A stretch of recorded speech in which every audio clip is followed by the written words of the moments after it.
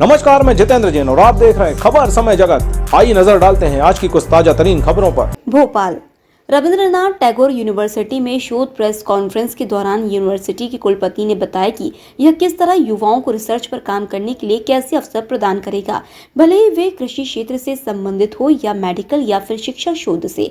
इस प्लेटफॉर्म के जरिए लोगों को स्टार्टअप शुरू करने में भी मदद मिलेगी। रविंद्रनाथ टैगोर यूनिवर्सिटी के विद्यार्थियों ने जीवन रक्षक प्रोजेक्ट पर काम किया है, जिसमें उनका मार्गदर्शन गाइड राकेश सिंह ने किया है। ये पूरा प्रोजेक्ट इस विषय पर है कि बंद कार में अगर बच्चे छूट जाते हैं तो कैसे उनके माता पिता को ये जानकारी बताई जा सकती है और बंद कार में ऑक्सीजन सप्लाई कर बच्चों को बचाया जा सकता है। ये रिसर्च कृषि से भी संबंधित है कि जो किसान नदियों और कुएं में गिर जाते हैं उनके जीवन की रक्षा कैसे कर सकते हैं। जीवन रक्षक प्रोजेक्ट के अलावा और भी अन्य प्रोजेक्ट्स देखने को मिले, जहाँ किसी ने सोलर बाईसाइकिल बनाई तो किसी ने बताया कि मोटरसाइकिल बिना पेट्रोल के चलाया जा सकता है। ये जरूरी और गवर्नमेंट ऐसे प्रोजेक्ट को और ऐसे इनिशिएटिव को मदद करती है। और ये स्टार्टअप जो हैं आजकल जो चल रहे हैं वो इन्हीं सबको लेकर के हैं। मतलब आपने रिसर्च को एज ए स्टार्टअप से जोड़ दिया है कि अगर कोई इस तरह की रिसर्च होती है जिससे कोई स्टार्टअप नया शुरू किया सकता है तो उसमें आप मदद करेंगे।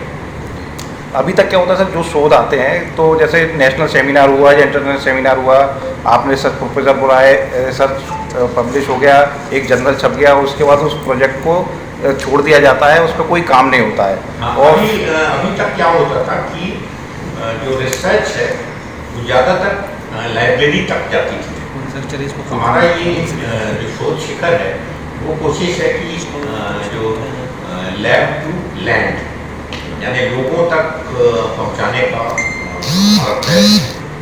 और ये पहला साल है तो इसमें अगर इतना रिस्पॉन्स है तो हम सोचते हैं। क्योंकि आपने अभी 300 रिसर्च पेपर शायद आइडेंटिफाई किए, जैसे आपने बताया 50 प्रोजेक्ट, तो आपको कुछ ऐसे लगा है 5-10 प्रोजेक्ट ऐसे जिन पे काम हो सकता है, अगर आप शेयर करें? सिलेक्शन इसीलिए, मतलब ये कॉम्पिटिशन इसीलिए किया गया है कि जिससे बहुत अच्छे जो प्रोजेक्ट हैं वो उनको वो उस तरह का प्रोजेक्ट बनाने वालों को भी इंसेंटिव मिले, उनको भी वो भी उत्साहित हों और उसको कन्वर्ट करने के लिए वो भी आगे आएँ। और उनको जो फैसिलिटी है इस यूनिवर्सिटी द्वारा भी मिले और गवर्नमेंट की तरफ तक पहुंचाने की और गवर्नमेंट की सुविधाएं पहुंचाने का भी जो जरिया है वो हमारी यूनिवर्सिटी बनना चाहिए।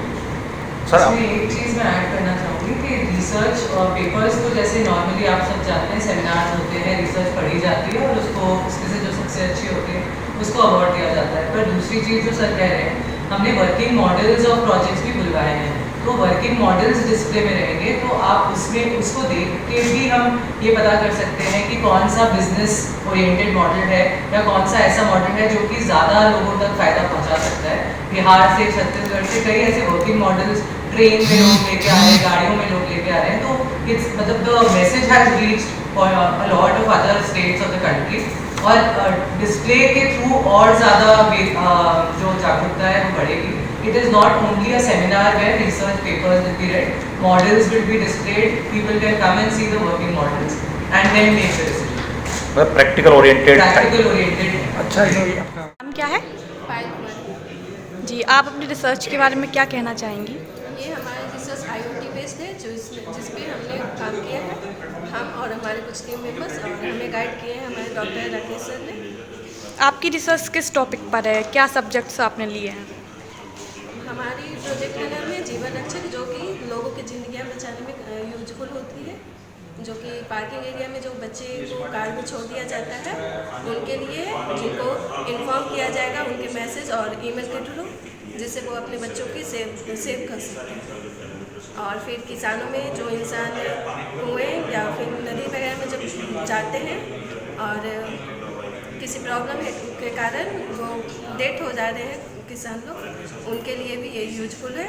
जो किसान अनपढ़ हैं उनके लिए बजल यूज किया गया है, जो कि उनको सेंस किया जाएगा, जिसे सुनकर वो अपने खेतों के खेत में चले जानवरों की रक्षा कर सकते हैं।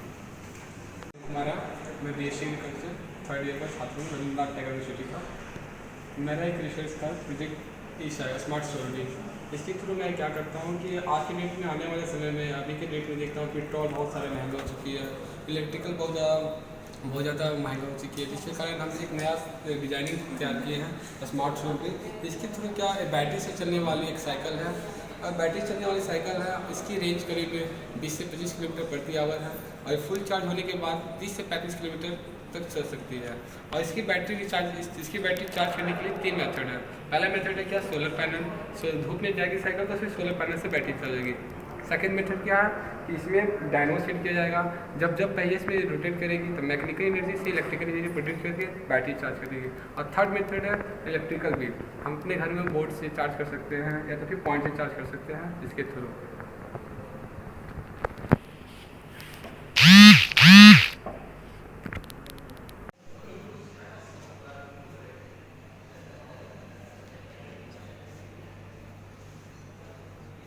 किस सब्जेक्ट पर है मैम?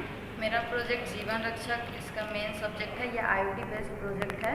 इस प्रोजेक्ट में जो है मेन, मेरे जैसे पुराने टाइम में किसान लोग जाते थे कुएं के अंदर चेक करने के लिए कि मोटर खराब रहता है, खेतों में पानी नहीं जा पाता है, तो वो लोग जाते हैं कुएं के अंदर चेक करने के लिए। कुएं के अंदर जैसे बहुत सारे पत्ते वगैरह गिर जाते हैं या फिर मतलब बहुत सारे टॉक्सिक गैसेस वगैरह बन जाते हैं, तो उसमें जो ऑक्सीजन लेवल वगैरह कम हो जाता है तो उसमें डेथ होने का चांसेस ज़्यादा रहता है इंसान का।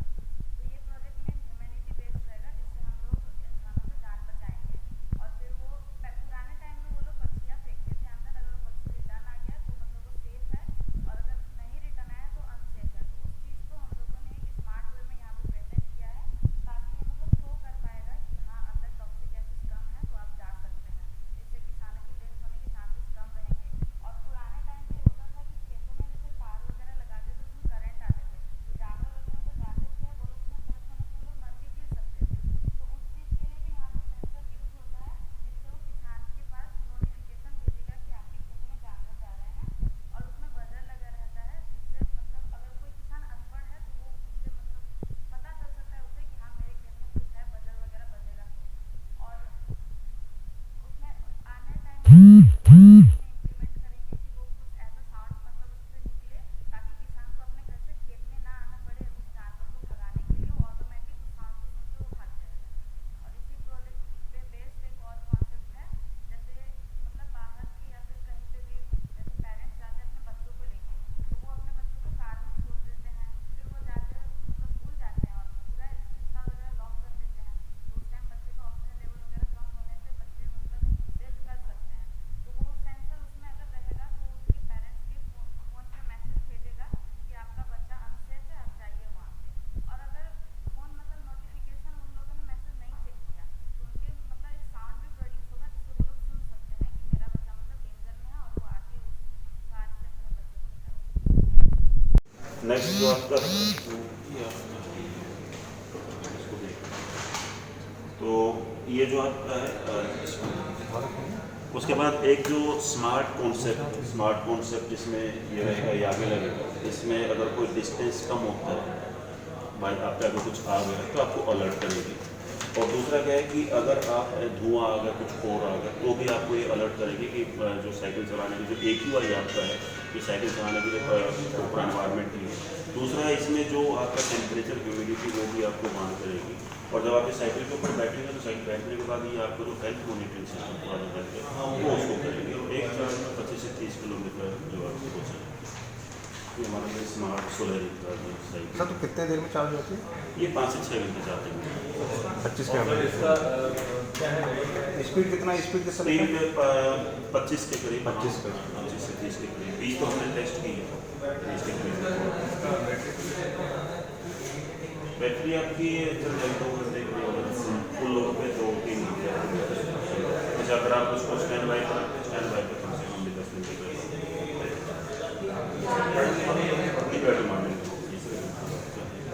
इसकी कॉस्टिंग क्या पड़ती है नॉर्मल, अगर अपन मान के चले 16 और ये अभी सर अराउंड 30 करीब, जैसे अभी जो पोस्टिंग जो इतना नेट है इसमें